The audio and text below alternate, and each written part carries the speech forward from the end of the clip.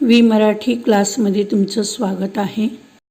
आज आपण मराठी कृतीपत्रिकेतील प्रश्न क्रमांक 4 भाषाभ्यास या घटकावर अधिक चर्चा करणार आहोत। प्रश्न क्रमांक 4 मध्ये अ आणि आ असे दोन प्रकार असतात। अ प्रकारामध्ये व्याकरण घटकांवर आधारित कृती असते।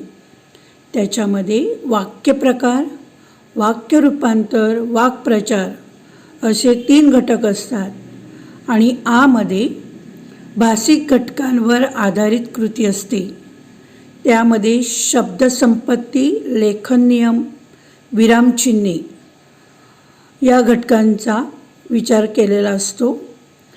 एकूण 16 मार्क्स ह्या विभागासाठी आहेत। त्यासाठी आपण यावर अधिक चर्चा करूया। प्रश्न 4 व्याकरण घटकावर आधारित कृती। पहिला प्रकार वाक्य प्रकार। यावर प्रश्न खालील वाक्यांचा प्रकार ओळखा। 1 शाल व शालीनता यांचा संबंध काय? प्रश्नार्थी वाक्य। 2 माझ्या खाजगी उपोषणाची हकीकत चाळीत जाहीर झाली। विधानार्थी वाक्य। तेल आणि तळलेले पदार्थ आधी सोडा। आज्ञार्थी वाक्य। प्रचंड स्फूर्तिदायक व्यक्तिमत्व होतं ते। उद्गारार्थी वाक्य। अब्दुल बस स्टॉपवर आला। विधानार्थी वाक्य। त्यांना मी कसा विसरू शकेन? प्रश्नार्थी वाक्य। काका तुम्ही काही झाडं लावा। आज्ञार्थी वाक्य। किती प्रचंड कार्बन चिकटलेला असतो आपल्या पायांना। उद्गारार्थी वाक्य।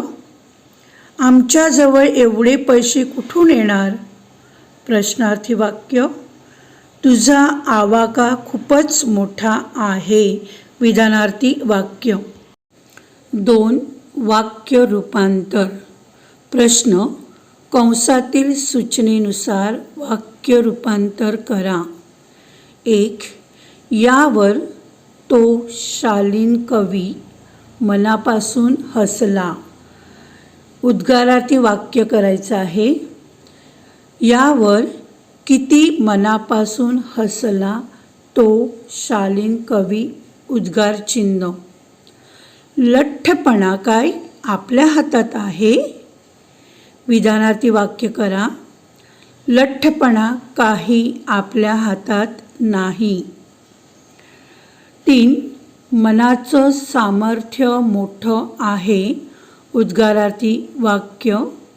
किती मोठं आहे मनाचं सामर्थ्य? उद्गार चिन्ह। 4 प्रचंड स्फूर्तिदायक व्यक्तिमत्व होतं ते। विधानार्थी वाक्य। ते व्यक्तिमत्व खूपच प्रचंड स्फूर्तिदायक होतं। फुल स्टॉप। तपोवनाकडे कोण कशाला जातोय? विधानार्थी वाक्य। तपोवनाकडे कोणीही काही जाणार नाही। या खेळानेच मला जास्त भुरळ पाडली। उद्गारार्थी वाक्य। किती भुरळ पाडली या खेळानेच मला। तिथले शिक्षक मनानं खूप श्रीमंत होते। उद्गारार्थी वाक्य। किती श्रीमंत होते तिथले शिक्षक मनानं। 8 त्यांना मी कधीही विसरू शकणार नाही। प्रश्नार्थी वाक्य। उत्तर त्यांना मी कधी विसरू शकेन का? 9 तुमच्याशी मैत्री करायला खूप आवडेल मला। उद्गारार्थी वाक्य। किती आवडेल मला तुमच्याशी मैत्री करायला? उद्गार चिन्ह किंवा तुमच्याशी मैत्री करायला किती आवडेल मला? उद्गार चिन्ह। आता तिसरा प्रकार आहे वाक्प्रचार। प्रश्न खालीलपैकी कोणत्याही 2 वाक्प्रचारांचा अर्थ सांगून वाक्यात उपयोग करा। 1 गौरव वाटणी अभिमान वाटणे. वाक्य: कुस्तीच्या शर्यतीत पहिल्या आलेल्या राहुलच्या आईला त्याचा गौरव वाटला. 2. सक्त ताकीद देणे, कडक समज देणे. वाक्य: यापुढे कधीही चोरी करायची नाही अशी सक्त ताकीद बाबांनी राहुलला दिली. 4. वर्ज करणे, काढून टाकणे किंवा गाळून टाकणे. वाक्य: लठ्ठपणा कमी करण्यासाठी मी गोड पदार्थ वर्ज केले. 5. खुणगाठ बांधणे, दृढ निश्चय करणे. वाक्य: परीक्षेत 90% गुण मिळवणारच अशी लतेशने खुणगाठ बांधली. 6. आनंद गगनात न मावणे, अतिशय आनंद होणे. वाक्य: अनेक वर्षांनी घरी आलेल्या माझ्या मित्राला पाहून माझा आनंद गगनात मावला नाही. 7. नाव उज्ज्वल करणे, नाव मोठे करणे किंवा नाव प्रसिद्ध करणे. वाक्य: राहुलने बोर्डाच्या परीक्षेत पहिला क्रमांक पटकावून आईबाबांचे नाव उज्ज्वल केले. 8. हेवा वाटणे, द्वेष वाटणे किंवा मत्सर वाटणे. वाक्य: लतिकाने माझ्यापेक्षा जास्त गुण मिळविल्यामुळे मला तिचा हेवा वाटला. 9. भुरळ घालणे, मोहात पाडणे किंवा आकर्षित करणे. वाक्य: लतिकाच्या लांबलचक केसांनी लतीशला भुरळ घातली.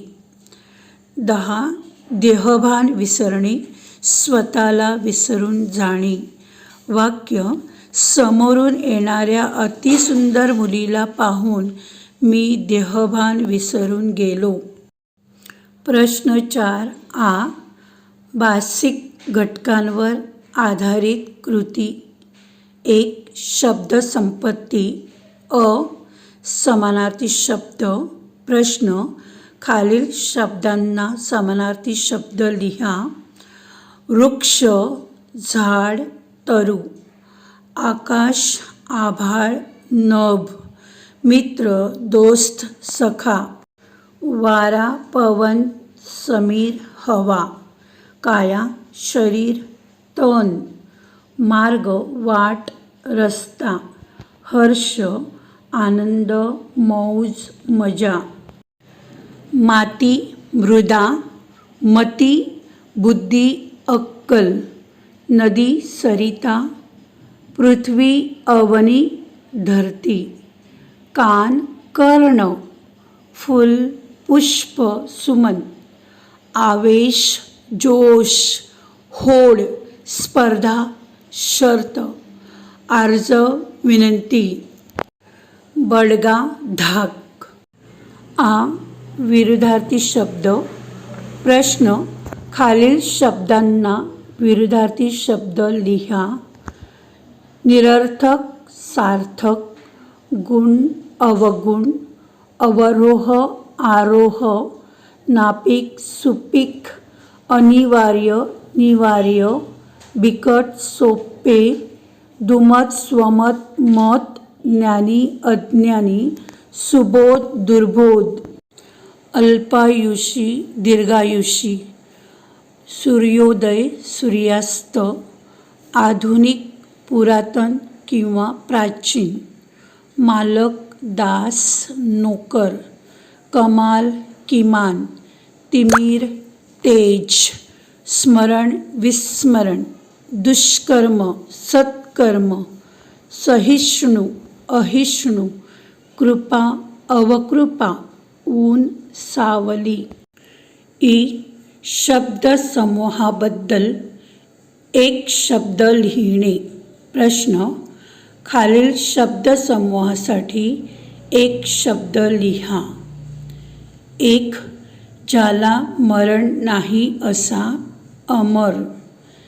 केलेले उपकार जाणणारा कृतज्ञ, समाजाची सेवा करणारा समाजसेवक, कुठलीही अपेक्षा न ठेवता निरपेक्ष, संपादन करणारा संपादक, ज्याचे आकलन होत नाही असे अनाकलनीय, महिन्यातून एकदा प्रकाशित होणारे मासिक, लिहिता वाचता न येणारा निरक्षर, पसरवलेली खोटी बातमी, अफवा, दुसऱ्यांवर अवलंबून असलेला परावलंबी, अपेक्षा नसताना अनपेक्षित, केलेले उपकार न जाणणारा कृतघ्न, लिहिता वाचता येणारा साक्षर, आठवड्यातून एकदा प्रसिद्ध होणारे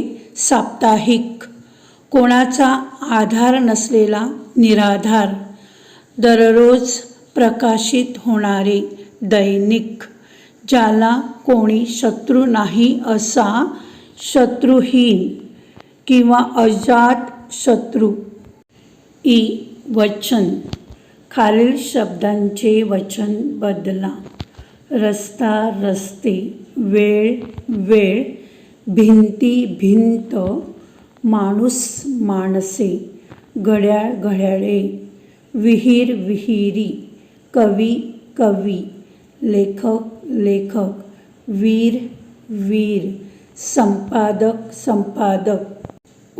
लिंग बदला. खालील शब्दांचे लिंग बदला. कवी कवयित्री, वाघ वाघीण, लेखक लेखिका, माणूस बाई, वीर वीरांगना, संपादक संपादिका. लेखन नियमानुसार लेखन. या प्रश्नामध्ये तुम्हाला अचूक शब्द ओळखायचा आहे. इथे तुम्हाला स्पेलिंग मिस्टेक दिली जाते, त्याच्यातली करेक्ट कोणती स्पेलिंग आहे ती निवडायची असते. निर्जीव, अंतर्मुख, हुबेहूब, क्रियाशील, शैक्षणिक, निर्णय, वडिलांसोबत तालमीला, गाराणी. वाक्य लेखन नियमांनुसार अचूक लिहा. प्रश्न.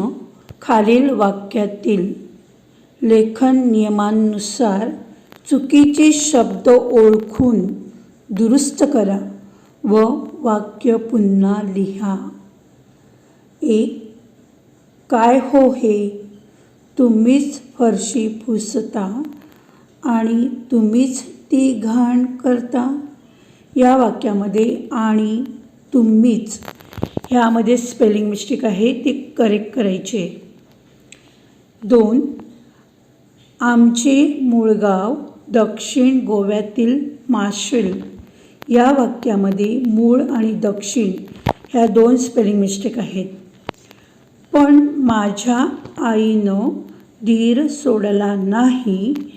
या वाक्यामध्ये आईनं धीर हे 2 शब्द चुकीचे आहेत, ते दुरुस्त करायचे आहेत. 4. अचानक मला जंगलाच्या कोपऱ्यावर थोडीशी हालचाल जाणवली. या वाक्यात थोडीशी, जाणवली हे 2 शब्द स्पेलिंग मिस्टेक आहेत, त्या दुरुस्त करायच्या आहेत. विरामचिन्हे. प्रश्न. खालील विरामचिन्हे ओळखून त्यांची नावे लिहा. विरामचिन्ह दिलेली असतील त्याच्यापुढे तुम्हाला ती नावं लिहायची आहेत. तर पूर्णविराम, प्रश्नचिन्ह, स्वल्पविराम, अपूर्णविराम, अर्धविराम, उद्गारवाचक चिन्ह, एकेरी अवतरण चिन्ह, दुहेरी अवतरण चिन्ह. किंवा तुम्हाला वाक्य दिली जातील आणि योग्य ठिकाणी विरामचिन्हे वापरायची आहेत. 1. तर मुलांनो, आधी मी माझे 2 अनुभव सांगतो. या वाक्यात तर मुलांनो नंतर स्वल्पविराम द्यायचा आहे आणि शेवटी पूर्णविराम. 2. सत्कार करण्याएवढे मी काय केले आहे तपोवनासाठी. या वाक्यात प्रश्न केलेला आहे म्हणून शेवटी प्रश्नचिन्ह द्यायचं आहे. 3. रामानं सेतुबंधन केले पण त्यासाठी अनेकांचा हातभार लागला. या वाक्यात रामानं सेतुबंधन केलं हे एक वाक्य आहे. त्यासाठी अनेकांचा हातभार लागला हे दुसरं वाक्य आहे. म्हणजे इथे 2 वाक्य आलेली आहेत. ती पण या शब्दांनी, पण या उभयान्वयी अव्ययाने जोडली गेलेली आहे. म्हणून पहिल्या वाक्यानंतर अर्धविराम दिलेला आहे. रामानं सेतुबंधन केलं अर्धविराम आणि शेवटी फुलस्टॉप दिलेला आहे, म्हणजे पूर्णविराम दिलेला आहे.